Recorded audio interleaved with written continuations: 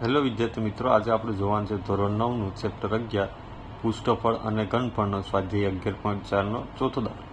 તમને શું કહેવા માંગીએ ચોથા દાખલામાં કે જો ચંદ્રનો વ્યાસ આશરે પૃથ્વીના વ્યાસના ચોથા ભાગ જેટલો હોય તો પૃથ્વીના ઘનફળ અને ચંદ્રના ઘનફળનો ગુણોત્તર આપણે શોધવાનો છે. ગુણોત્તર શોધવો હોય આપણે તો પહેલાં આપણે ત્રિજ્યા મેળવવી પડે.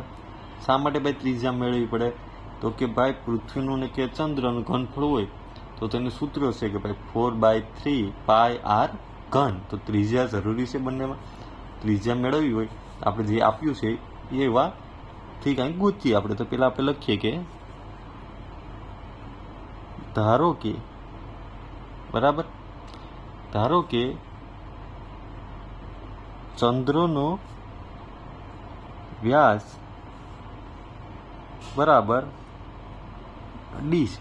રેડી? અને પૃથ્વીનો વ્યાસ બરાબર કેપિટલ ડી છે. બરાબર? હવે તો ચંદ્રની ત્રિજ્યા શું થશે ભાઈ? D/2. ડી ભાગ્યા 2 આવશે ને? હા કે ના? અહીં તમને શું આપેલ છે કે ભાઈ ચંદ્રનો વ્યાસ પૃથ્વીના વ્યાસના ચોથા ભાગનો હોય. તો હવે ચંદ્રનો વ્યાસ એટલે શું છે? સ્મોલ ડી બરાબર પૃથ્વીનો વ્યાસ કેપિટલ ડીના ચોથા ભાગનો છે. તમારે આમ લખી કહો ને કે ડી બરાબર D/4. તો મને કેપિટલ ડી બરાબર આ 4 આ બાજુ જશે તો 4D મળે. હા કે ના? તો પૃથ્વીની ત્રિજ્યા બરાબર શું થશે? D/2. રેડી? હવે ડી આ હું સમીકરણ 1 કહી દઉં. સમીકરણ 1માં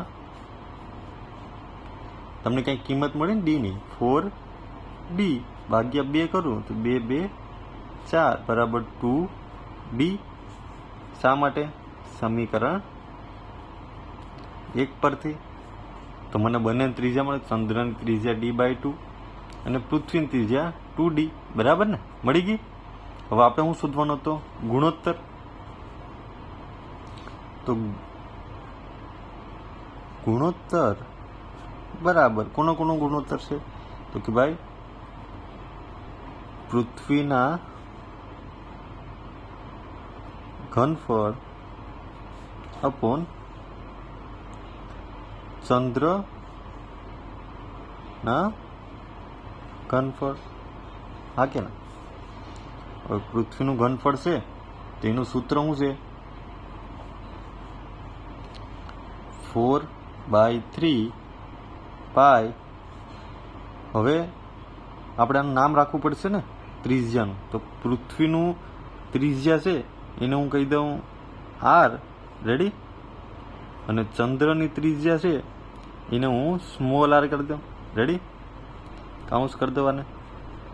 રેડી? આ પહેલાં લખું હતું પણ પછી વાંધો નહીં. તો પૃથ્વી મોટી છે તો R³ અપોન ચંદ્રની પણ શું થશે? 4/3 પાઈ આર ઘન. હા કે ના? તો 4/3 કટ પાઈ કટ. મારી પાસે મેળવ્યું હું આર ઘન અપોન આર ઘન. રેડી? તો પૃથ્વીની ત્રિજ્યા તમારી પાસે શું છે? 2D છે. તો 2D નો ઘન અપોન સ્મોલ આર એટલે કે ચંદ્રની ત્રિજ્યા. ચંદ્રની ત્રિજ્યા શું છે? D/2 નો ઘન થશે. હા કે ના? ઘન કરશું આપણે તો 2 નો ઘન કેટલો થાય ભાઈ?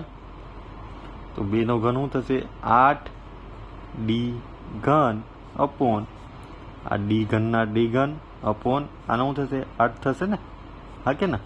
આવું થશે. તો 8 ક્યાં જશે? ઉપર જશે ને?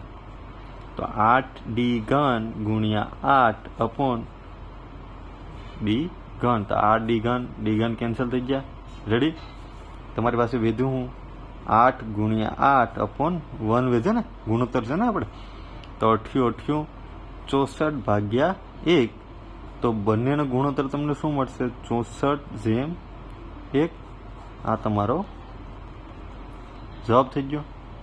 છે ઇઝી. રેડી? જો વિડીયો પસંદ આવ્યો હોય તો લાઈક એન્ડ સબસ્ક્રાઈબ કરતા ભૂલતા નહીં. Thank you.